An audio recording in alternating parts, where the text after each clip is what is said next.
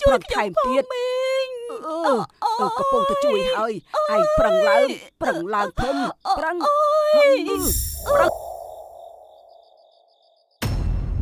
ពុកវាខ្មោចនាងភើមនឹងបានទេទៅយើងមិនបានលងបន្លាចគេនោះទេយើងគ្រាន់តែចង់ដឹងថាអ្នកណាយកកូនយើងចេញពីយើងនោះទេគ្មានអ្នកណាយកកូនឯងទេឆាប់ចេញទៅរឿងអំពើចិញ្ចៀនប្រាក់មានប្តីប្រពន្ធមួយគូរៀបការជាមួយគ្នាយូរហើយប៉ុន្តែគ្មានកូននឹងគេសោះបងយើងបានរៀបការជាមួយគ្នាយូរណាស់មកហើយប៉ុន្តែគ្មានកូននឹងគេសោះអូនចង់បានកូនណាបងរឿងនេះបងឆ្ងល់យូរណាស់មកហើយថាម៉េចបានជាយើងគ្មានកូននឹងគេសោះអញ្ចឹងសង្ស័យតែយើងមានបាបកម្មអីហើយបានជាគ្មានកូនអញ្ចឹងនោះចាខ្ញុំក៏គិតដូចបងដែរចុះយើងគួរធ្វើយ៉ាងណាទៅណែថ្ងៃមុនបងបានឮមិញយ៉ាតគាត់និយាយពីម៉ែគ្រូម្នាក់នៅចុងភូមិយើងនេះគាត់ថាខ្លាំងប្រកែកណាស់អ្នកណាដែលចង់បានកូនអីគឺគាត់អាចជួយបានទាំងអស់តោះអញ្ចឹងយើងឆាប់ទៅផ្ទះគាត់ទៅដើម្បីឲ្យគាត់ជូនយើងទៅផ្ទះម៉ែគ្រូនោះហ្នឹងហើយតោះអូន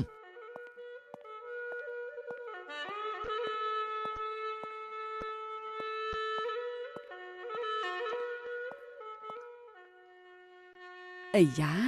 ក្មួយទាំងពីរមកផ្ទះអ៊ំទាំងព្រឹកដូចនេះច្បាស់ជាមានការអ្វីហើយមែនទេ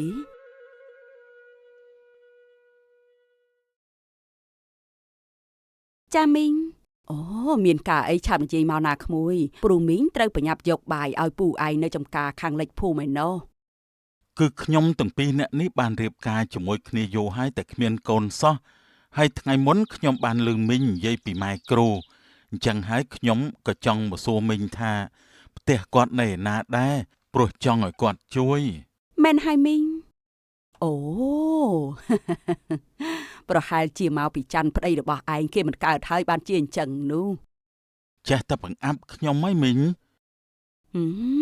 មីងនិយាយលេងទេផ្ទះម៉ែគ្រូនោះគឺនៅចុងភូមិនៅជិតផ្ទះដន្លងរបស់មីងពេលទៅដល់នោះច្បាស់ជាឃើញហើយចាអរគុណណាស់មីងខ្ញុំលាហើយណាមីងព្រោះចង់ទៅជួបគាត់ឲ្យហើយក្រែងល្ងាចទៅមេឃភ្លៀងណាមីងមីងក៏ត្រូវទៅចំការដែរនិយាយហើយពីរនាក់ប្តីប្រពន្ធក៏បន្តដំណើរទៅផ្ទះរបស់ម៉ែគ្រូដើម្បីសុំថ្នាំផឹកដើម្បីមានកូនឬសុំវិធីបែបណាដើម្បីឲ្យគេទាំងពីរអាចមានកូនបានប្រហែលជានេះហើយបងផ្ទះរបស់ម៉ែគ្រូនោះតោះអូនយើងចូលទៅជួបគាត់តែម្ដងទៅ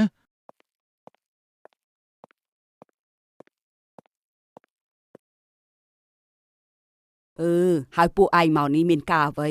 ឬក៏ពួកឯងចង់បានកូនមែនទេបានមែនហើយម៉ែគ្រូមិនក៏ម៉ែគ្រូដឹងតែពួកខ្ញុំចង់បានកូនយើងបានដឹងមុនទៅហើយថាពួកឯងនឹងមករកយើងឲ្យជួយតើពួកខ្ញុំត្រូវធ្វើយ៉ាងណាទៅម៉ែគ្រូនេះឯងឆាប់ពាក់ចិញ្ចៀននេះទៅរងចាំថ្ងៃ8រួចចាំពួកឯងរួមដំណេកចុះពួកឯងនឹងមានកូនជាមិនខានហើយចាអរគុណណាស់ម៉ែគ្រូខ្ញុំលាទៅវិញសិនហើយទៅចុះ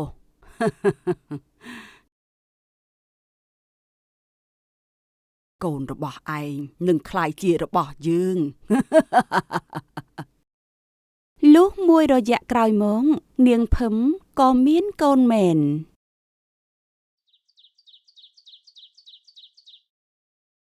អូយបងអូនដូចជាឈឺពោះយ៉ាងម៉េចមិនដឹងទេចាំតិចសិនណាអូនបងទៅហៅឆ្មបមកសិនណាអូយ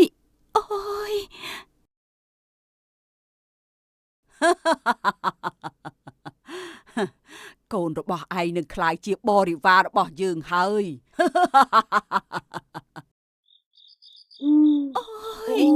ប្រឹងឡើងកូនចេញមកលើហើយប្រឹងទៀតប្រឹងឡើងភឹមប្រឹងឡើង ប្រឹងទៀតចេញមកឥឡូវហើយប្រឹងឡើងប្រឹងទៀតប្រឹងឡើងភឹមប្រឹងខ្ញុំឈឺណាស់ម៉េងជួយថែមទៀតម៉េងកំពុងតែជួយហើយឯងប្រឹងឡើងភឹមប្រឹងឡើង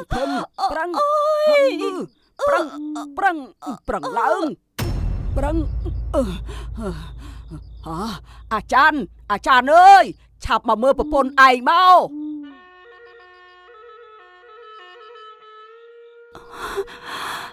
ពេលខ្ញុំមិននៅបងមើលថែខ្លួនឯងឲ្យបានល្អណាស់អូនលាបងហើយអូនភឹមអូនមិនគួរណាស្លាប់បែបនេះនោះទេបងមិនទាន់បានឃើញមុខកូនរបស់យើងផងហើយកូនយើងក៏ស្លាប់ទៀតតើឲ្យបងគិតយ៉ាងម៉េចទៅអូនឲ្យមីងសុំទោសផងក្មួយមីងគ្មានចេតនាធ្វើបែបនេះនោះទេគឺមកពីក្មួយភឹមកម្លាំងគេខ្សោយទើបបណ្ដាលឲ្យស្លាប់ទាំងម្ដាយទាំងកូនបែបនេះបាទមីងខ្ញុំមិនបន្ទោសមីងនោះទេនេះគឺមកពីការធ្វេសប្រហែសរបស់ខ្ញុំដែលទុកឲ្យភឹមគេឈឺពោះខ្លាំងបែបនេះក្មួយឆាប់រៀបចំបុណ្យសពឲ្យគេទៅណាព្រោះទុកយូរមិនបានទេក្មួយបាទមីងច័ន្ទដែលជាប្តីបានរៀបចំឲ្យលោកតាអាចារ្យមករៀបចំបុណ្យសពឲ្យប្រពន្ធខ្លួនទាំងសោកសៅ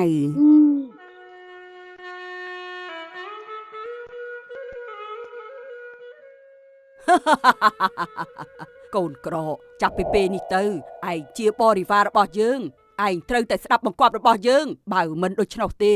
យើងមិនឲ្យបាយឯងស៊ីនោះទេបាទម៉ែគ្រូខ្ញុំចាំស្ដាប់បង្គាប់របស់ម៉ែគ្រូទាំងអស់ល្អចាំមានការងារធ្វើចាំយើងហៅឯងមកពេលនេះឯងទៅវិញសិនចុះ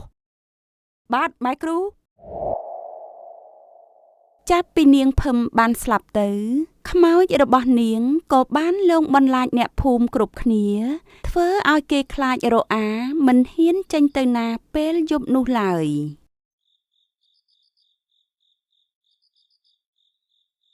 អើយពុកវាមេឃដូចជាងងឹតហើយតោះយើងប្រញាប់ទៅផ្ទះទៅតោះម៉ែវាខ្ញុំដូចអស់កម្លាំងដល់ហើយមីងរឿននិងពូមឿន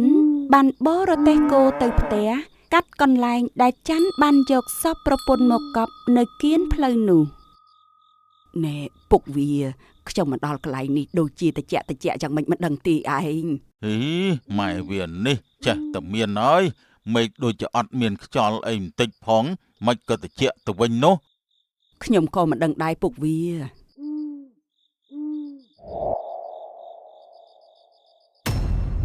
ពុកវាខ្មោចនាងភឹមនឹងបានទេទៅហើយចាំខ្ញុំផងពូមេមានអ្នកខ្លះស្លាប់អ្នកខ្លះឈឺធ្ងន់អ្នកខ្លះខ្លាចរហូតដល់ជ្រុះសក់ធ្វើឲ្យលោកមេភូមិមានការព្រួយបារម្ភជាខ្លាំង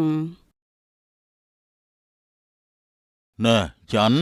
តាំងពីប្រពន្ធឯងស្លាប់ទៅនាងបានលងបន្លាចអ្នកភូមិយើងខ្លាំងណាស់ដូចជានាងមិនអស់ចិត្តពីរឿងអីមួយអញ្ចឹងមែនហើយលោកមេភូមិបើយើងមិនរកគ្រូមកបង្ក្រាបនាងនោះទេច្បាស់ជាគ្មានអ្នកណារស់នៅក្នុងភូមិនេះទៀតនោះទេមិនអីទេលោកមេភូមិបើរឿងវាបែបហ្នឹងទៅហើយមានតែរកគ្រូមន្តអាគមមកបង្ក្រាបប្រពន្ធរបស់ខ្ញុំនោះទេបានមិនអីទេអញ្ចឹងយើងនឹងហៅម៉ែគ្រូដើម្បីមកបង្ក្រាបនាងចុះណាសម្រាប់ចិត្តរួចហើយលោកមេភូមិក៏បានទៅប្រាប់ម៉ែគ្រូដើម្បីឲ្យមកបង្ក្រាបខ្មោចនាងភឹមមិនអីទេលោកមេភូមិចាំខ្ញុំទៅបង្ក្រាបនាងនោះចុះម៉ែគ្រូទៅបង្ក្រាបគេនៅថ្ងៃណាដែរគឺយប់នេះតែម្ដងព្រោះថាថ្ងៃនេះជាថ្ងៃព្រះច័ន្ទពេញបរមីអញ្ចឹងហើយកម្លាំងរបស់ខ្មោចនោះធ្លាក់ចុះយើងអាចបង្ក្រាបគេបានហើយតែបើសិនជាព្រះច័ន្ទមិនបំភ្លឺនោះទេកម្លាំងរបស់ខ្មោចនឹងខ្លាំងក្លាមិនអាចបង្ក្រាបបាននោះទេអញ្ចឹងសម្រាប់ថាយកយប់នេះតែម្ដងទៅយ៉ាតឯងឆាប់ទៅប្រាប់អ្នកភូមិយើងផងណា ថាយប់នេះម៉ែគ្រូនឹងទៅធ្វើពិធីចាប់ព្រលឹងខ្មោចនាងភឹមហើយ ចាលោកមេភូមិ លុះវេលាយប់ឡើងព្រះច័ន្ទក៏បានបញ្ចេញពន្លឺម៉ែគ្រូនិងអ្នកភូមិក៏បានអង្គុយនៅក្នុងខ្សែសីមាពណ៌ស អ្នកទាំងអស់គ្នានៅក្នុងខ្សែសីមានេះហើយបើមានអ្នកណាចេញពីខ្សែនេះនឹងត្រូវស្លាប់ហើយបន្តិចទៀតខ្មោចនាងភឹមនឹងចេញមកហើយអូយម៉ែគ្រូចេញមកហើយម៉ែគ្រូនៅឲ្យស្ងៀមអាកូនក្រឯងឆាប់ទៅកំចាត់ខ្មោចម្ដាយរបស់ឯងទៅខ្ញុំមិនសម្លាប់អ្នកមានកូនខ្ញុំទេបើឯងមិនទៅទេយើងនឹងសម្លាប់ឯងហើយម៉ែឲ្យកូនសុំទោសអូ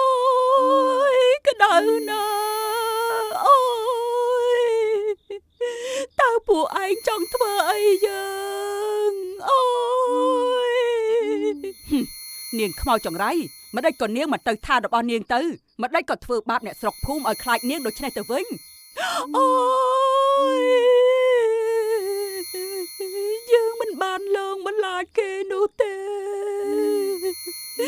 យើងគ្រាន់តែចង់ដឹងថាអ្នកណាយកកូនយើងចេញពីយើងនោះទេគ្មានអ្នកណាយកកូនឯងទេឆាប់ទៅឆាប់ចេញទៅអូយយាយកញ្ចាស់ម៉ែគ្រូមិនខ្លាំងទៀតទៅឈប់សាងអំពើបាបទៀតទៅភឹមបងមិនចង់ឃើញអូនធ្វើទង្វើបែបនេះនោះទេ ប្តីសម្លាញ់តើបងដឹងទេថាហេតុអ្វីបានជាអូននិងកូនស្លាប់គឺគេជាអ្នកយកអូននិងកូនចេញពីបង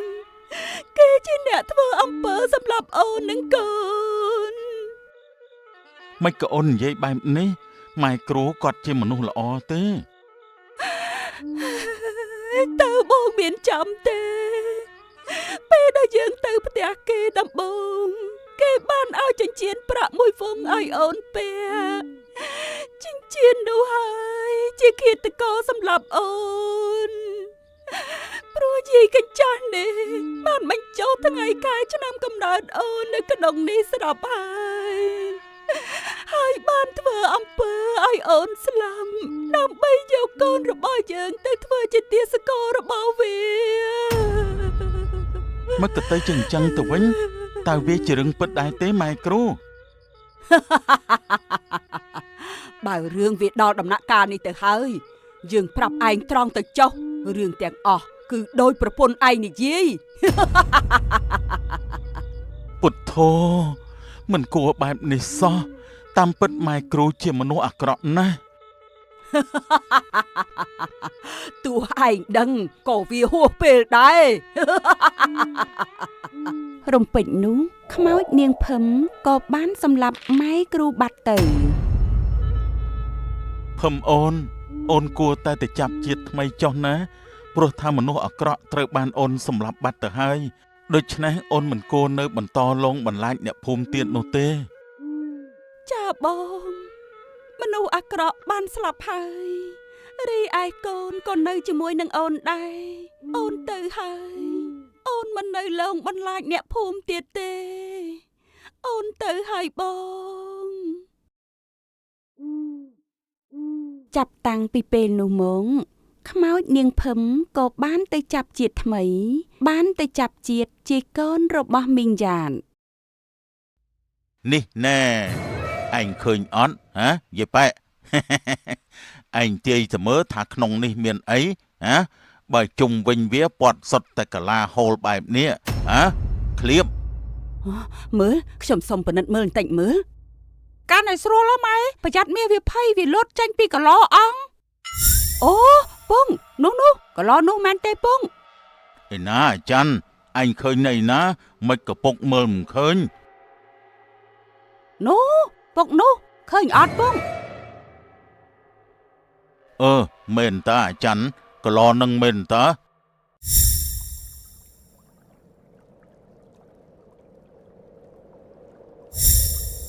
ពុកអាពុកថ្ងៃនេះដូចគ្មានបានត្រីសោះពុកសារសន្ទូចមួយថ្ងៃហើយអត់មានបានអីមួយសងពុក ទេពុកដូចជាចម្លែកដែររាល់ដងលើកតែពីអានងអីយ៉ាងហោចណាស់ក៏បានត្រីកាហែ 4-5 ដែរប៉ុន្តែលើកនេះដូចជាអត់សោះអាចារ្យ មានគេលួចសារសន្ទូចយើងតែដឹងពុក ដូចជាគ្មានអាណាគេមកលើកទេអាចារ្យអើយអ្នកភូមិយើងសុទ្ធតែជាអ្នកមានហ្នឹងក្រតែគ្រួសារយើងតើគេគ្មានគំនិតអញ្ចឹងនោះទេ ខ្ញុំចេះតែថាទៅហ្នឹងហ៎ពុកនរណាទៅទុកចិត្តបានពុកអើយមនុស្សឥឡូវបើវាចម្លែកបែបហ្នឹងខ្ញុំចេះតែថាទៅ មើលអាចារ្យឯងអ៊ំទូកខាត់ទៅមុខបន្តិចមើលពុកដូចជាឃើញមានអីដដែលvậy ណាពុក នោះឆ្វេងត្រង់បានហើយខណៈនោះដែរពូចែមបានលើកក្រឡនោះឡើងយកមកដាក់លើទូករួចក៏ស្រាយដោះខ្សែនោះទាំងអស់ ក្នុងនេះមានមាសទេដឹងពុកបើកមើលពុក តោះអាចារ្យតោះឆាប់ទៅផ្ទះទុកបើកនឹងផ្ទះវិញសុវត្ថិភាពជាង បាទពុក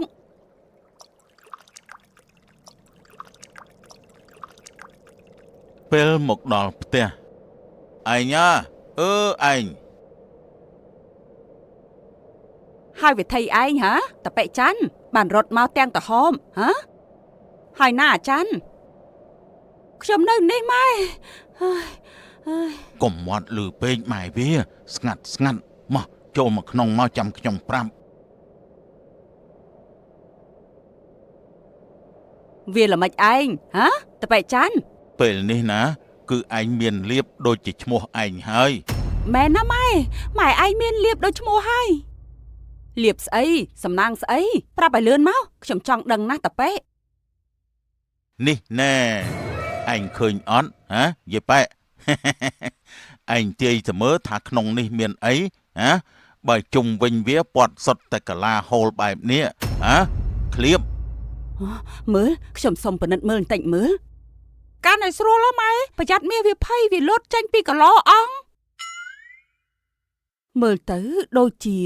របស់មានតម្លៃណាស់បើក្នុងកឡោនេះគ្មានអីក៏យើងអាចយកកឡោនេះទៅលក់បានដែរយកទៅលក់ឲ្យកងខ្សែត្បូងព្រោះថាគាត់ទទួលទិញរបស់បុរាណដែរ អញ្ចឹងអញយកសបកកឡោទៅអញយករបស់ក្នុងកឡោតែអញថាកឡោនេះបើមិនមានមាសក៏មានគ្រឿងត្បូងពេជ្រដែលពួកសំពៅវាធ្វើជ្រុះដោយសារលោកបក់ដែរកូនឯងគិតដូចជាពុកអត់ហ៎អាចារ្យ មិនដឹងទេពុកបើពុកនឹងម៉ែអាឡ័យតែឆ្លោះគ្នាអញ្ចឹងធ្វើមិនដឹងក្នុងនឹងមានអីទៅអាចារ្យវានិយាយត្រូវពុកវាវាយបំបីតែម្ដងទៅឯង ឯណាបថៅអញវាយហើយណា ដាក់ទៅពុក ពូចែមបានទិញពូថៅសំពងក្រឡនោះបែកខ្ចាយក៏ស្រាប់តែមានផ្សែងខ្មៅរំលេចចេញរូបស្រីម្នាក់ដែលមានរូបកាយអាក្រក់មុខរលេះរលួយធ្លាក់គ្រាប់ភ្នែកមកក្រៅទាំងគូ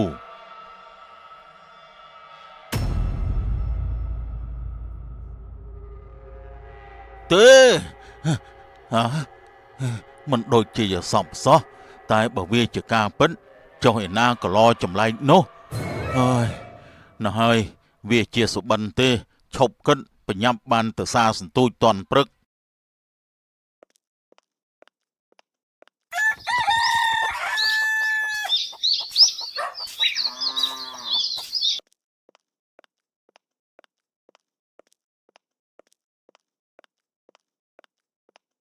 ឯញ៉ា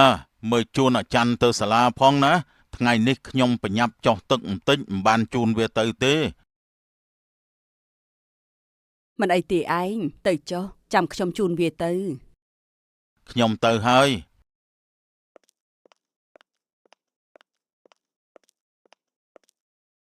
ពេលមកដល់មាត់កំពង់តឹង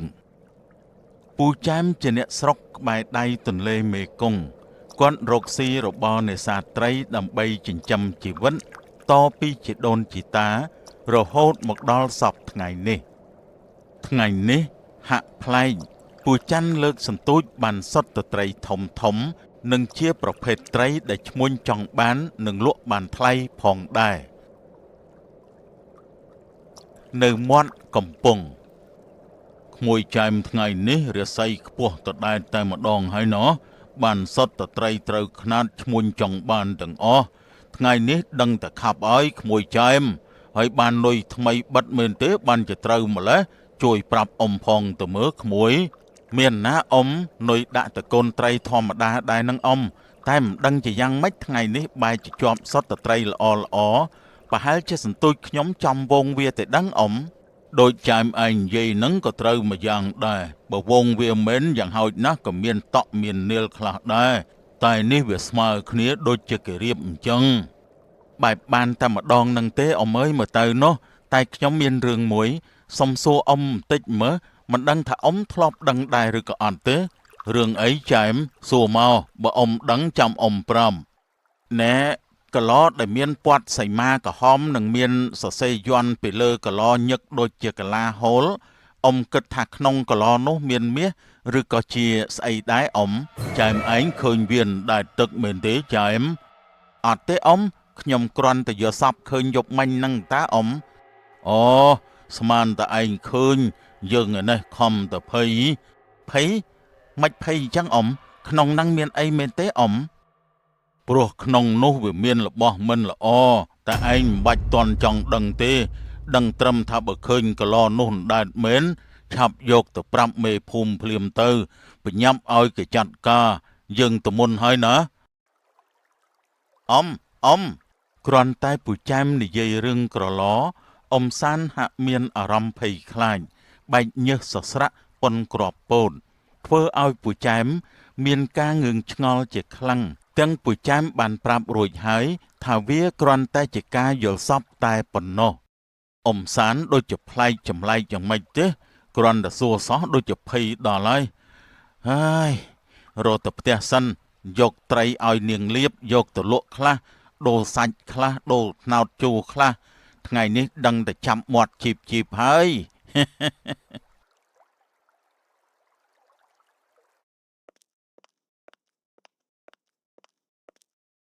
ឯងអើយឯងចាពុកវាចាឆាប់ចេញមកនេះមកឆាប់មកយកត្រីទៅលក់តន់វានៅរស់ណាអីក៏បានច្រើនម្លេះឯងសុទ្ធតែជាត្រីដែលឈ្មោះត្រូវការទៀនឯងលួចលើកសន្ទូចគេទេដឹងបានជាបានច្រើនបែបនេះហីយីប៉ែនេះយូរទៅមកថាឯងចោលកុំសួរច្រើនពេកមើលឆាប់មកយកទៅមកឲ្យមកខ្ញុំយកវាទៅដោតដំណោតសិននេះឯងឲ្យលឿនទៅណាលុះវេលាយប់មកដល់ពូចែមកំពុងអង្គុយហូបបាយជុំគ្រួសារ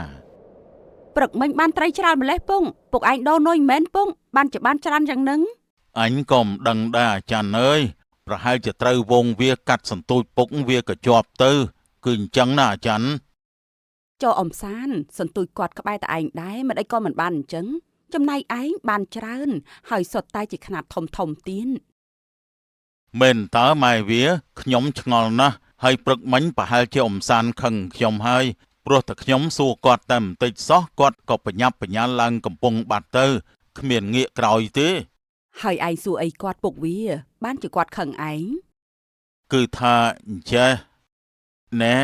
កឡដែលមានពាត់សីមាក្រហមនិងមានសរសេរយន្តពីលើកឡញឹកដូចជាកលាហូលអ៊ំគិតថាក្នុងកឡនោះមានមាសឬក៏ជាស្អីដែរអ៊ំចែមឯងឃើញវានដែរទឹកមែនទេចែមអត់ទេអ៊ំខ្ញុំគ្រាន់តែយកសពឃើញយប់មិញហ្នឹងតាអ៊ំអូស្មានតែឯងឃើញយើងឯនេះខំតែភ័យមិនភ័យអញ្ចឹងអ៊ំក្នុងហ្នឹងមានអីមែនទេអ៊ំព្រោះក្នុងនោះវាមានរបស់មិនល្អតែឯងមិនបាច់តន់ចង់ដឹងទេដឹងត្រឹមថាបើឃើញកឡនោះដែរមែនឆាប់យកទៅប្រាប់មេភូមិភ្លាមទៅបញ្ញាប់ឲ្យគេចាត់ការយើងទៅមុនហើយណាអ៊ំរួចចុះណាកឡដែលឯងនិយាយនោះឥឡូវវានៅណាខ្ញុំយល់សពតើឯងតែមើលទៅដូចជាមិនដូចការយល់សពសោះចុះក្នុងសបិនពុកយកកឡនោះទុកទីណាយើងសាកទៅមើលកន្លែងនោះទៅមើលក្រែងឃើញឯងកុំចេះតែថាមើលអាចារ្យវាមិនដែលយល់សពឯណាជាការពិតនោះទេអាចារ្យនិយាយត្រូវហើយយើងសាកទៅមើលក្រែងឃើញដូចជាវាថាមែនណាពុកវាហើយណាមួយដូចមិនខាតបងអីផង ក្នុងយល់សពយប់មិញនេះខ្ញុំបានយកវាទុកក្រោមគ្រែអញ្ចឹងយើងសាកទៅមើលគ្រួសារពូច័ន្ទបានចុះពីគ្រែហូបបាយសំដៅទៅគ្រែដេកដើម្បីអោនចុះក្រោមរកមើលក្រឡតាមការយល់សមពេលទៅដល់ក៏នាំគ្នាអោនក្បាលចុះមើលក្រោមគ្រែក៏ស្រាប់តែឃើញមានក្រឡមែន អូពងនោះកន្លនោះមែនទេពង ឯណាអាចារ្យអញឃើញនៅឯណាមិនក៏ពុកមើលមិនឃើញ នោះពុកនោះឃើញអត់ពង មែនតើអាចារ្យកន្លនឹងមែនតើ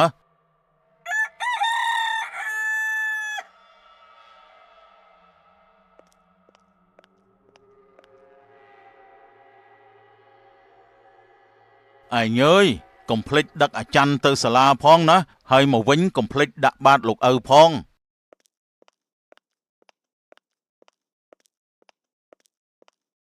លឿនម្លេះពុកវាម៉ោងមិនតាន់5ផង ក្រាញ់វាជាប់ដូចម្សិលមិញនឹងអាលបានដោះយកទៅលក់ស្រស់ទៅចុះឯងចាំព្រឹកខ្ញុំដឹកកូនទៅរៀន អញ្ចឹងខ្ញុំទៅហើយណាពូចាមក៏វត្តជន្ទល់កង់ស្រវាទាញទ្រង់ឡើងកង់ជិះចេញទៅ ទេពុកវាប្រហែលថ្ងៃនេះដូចជាប្រញាប់ទៅទន្លេដល់ហើយដូចជាប្លែកជាងរាល់ដង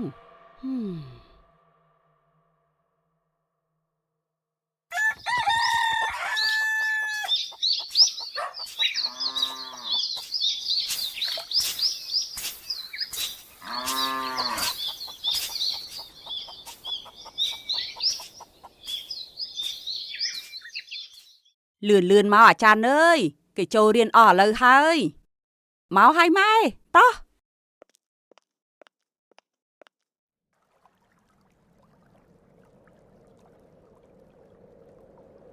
សាសន្ទូចបានតែប្រមាណអនងសោះត្រីចង់កន្លះទូកទៅហើយហើយដូចជាប្លែកណាស់ប្រមាណថ្ងៃនេះឬក៏មកពីដល់រដូវទឹកសម្រក់ហើយបានជាត្រីត្រូវយ៉ាងនេះថ្ងៃជ្រេដែរទៅហើយដោះបង្ហាយសិននឹងឆាប់បានឲ្យម៉ែវាយកទៅលក់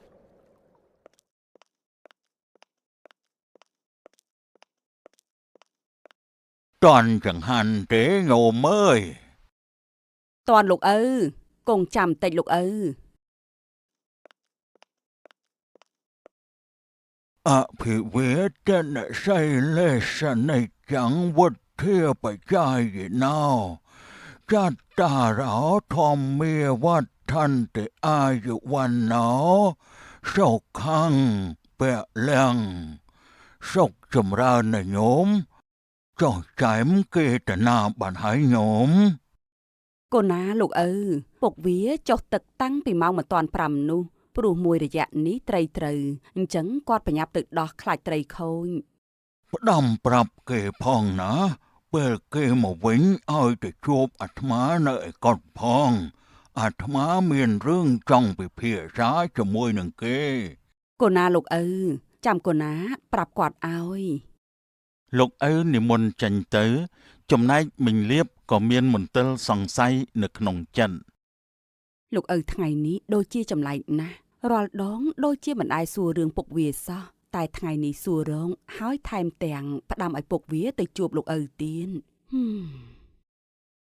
ចាប់តាំងពីមានព្រឹត្តិការណ៍យល់សពឃើញក្រឡនោះមកសភាពការក្នុងគ្រួសារក៏ចម្លែកពីមួយថ្ងៃទៅមួយថ្ងៃពេលពូចាមមកដល់ផ្ទះក៏ទម្លាក់ត្រីឲ្យមីងលៀបយកទៅលក់រួចក៏បានរៀបរាប់ប្រាប់អំពីលោកឪបានផ្ដាំបែបក្នុងវត្តចិត្តធ្វើបុណ្យកឋិនបានជាលោកឪហៅខ្ញុំឲ្យទៅជួយរៀបចំវត្តទៅដឹងឯងខ្ញុំមិនដឹងដែរដឹងត្រឹមថាលោកឪផ្ដាំឲ្យទៅជួបមិនអីទេអញ្ចឹងចាំខ្ញុំទៅជួបលោកឪឥឡូវនេះ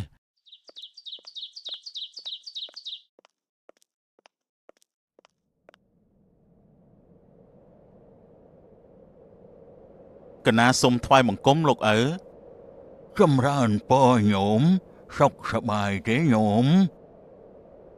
កណាលោកឪសុខសប្បាយធម្មតាទេតែមួយរយៈនេះខ្ញុំកណាដេកមិនសូវស្កប់សោះព្រោះចេះតែសុបិនរឿងចម្លែកណាលោកឪ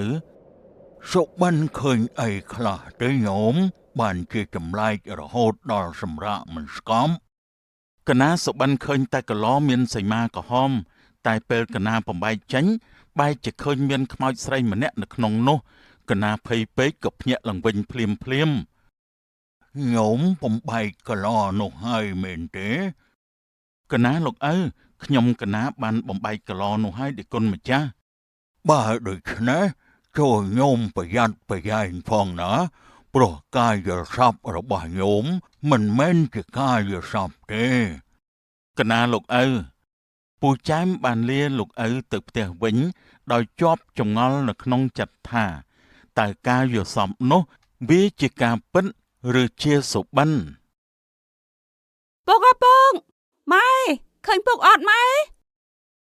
ពុកឯងល្ងាចមិញទៅកត់លោកឪនៅឯវត្តតែថ្មនេះហើយមិនទាន់ឃើញមកទៀតបន្តិចពុកកើតអីទេដឹងម៉ែអេអាចារ្យកុំនិយាយអញ្ចឹងតោះទៅសួរលោកឪនៅកត់សិនទៅ